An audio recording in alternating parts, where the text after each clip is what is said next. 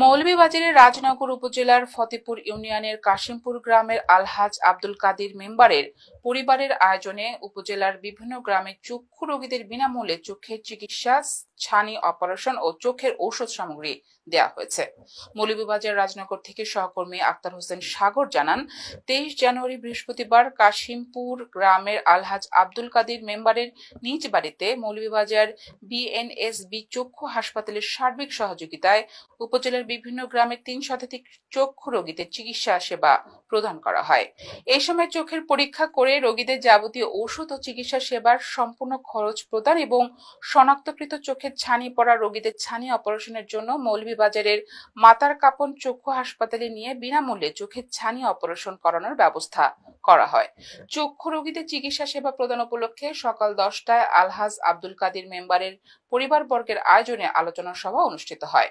আলোচনা সভায় ফতেপুর ইউনিয়ন পরিষদের সাবেক মেম্বার ও প্যানেল চেয়ারম্যান আলহাজ আব্দুল কাদির এর সভাপতিত্বে বক্তব্য রাখেন ইনস্টিটিউট অফ মেডিকেল টেকনোলজির পরিচালক সাংবাদিক ইসরাইল আহমেদ, সৌদি আরব প্রবাসী বিশিষ্ট সমাজসেবক এম শহীদুল ইসলাম, রাজনগর সমাজ কল্যাণ উন্নয়ন সংস্থা ফ্রান্সের প্রথম সাংগঠনিক সম্পাদক জাসিদুল ইসলাম এনাম, ফতেপুর ইউনিয়ন পরিষদের মহিলা সদস্য ভারতীয় রানী দাস, ডাক্তার মোহাম্মদ তোফায়েল হোসেন জুনায়েদ সহ অনেকে।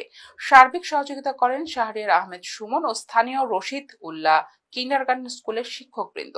চিকিৎসা সেবা নিতে আসা লোকজন বিনামূল্যে চিকিৎসা সেবা পেয়ে আলহাজ আব্দুল কাদির মেম্বারের পরিবারবর্গকে ধন্যবাদ ও কৃতজ্ঞতা জানান।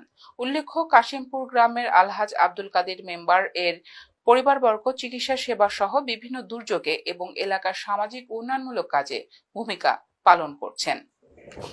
আমরা এই বৃহত্তর ইসলামপুর, কাশিমপুর এবং হাওর উপকূলীয় অঞ্চলে চিকিৎসা সেবা একেবারে বিঘ্ন থাকায় আজকে এই বাড়ির ছেলেরা তারা বিশেষ একটা উদ্যোগ নিয়ে চক্ষু হসপিটালের এই চক্ষু শিবির তারা করছে অনেক শ্রম।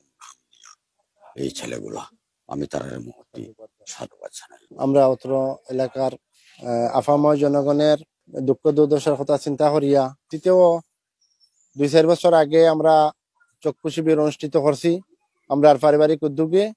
এবারও আবার পুনরায় চক্ষু শিবির অনুষ্ঠিত করলাম। আমাদের ব্যক্তিগত উদ্যোগেই তৃতীয়বারের মতো এই আয়োজন করেছি।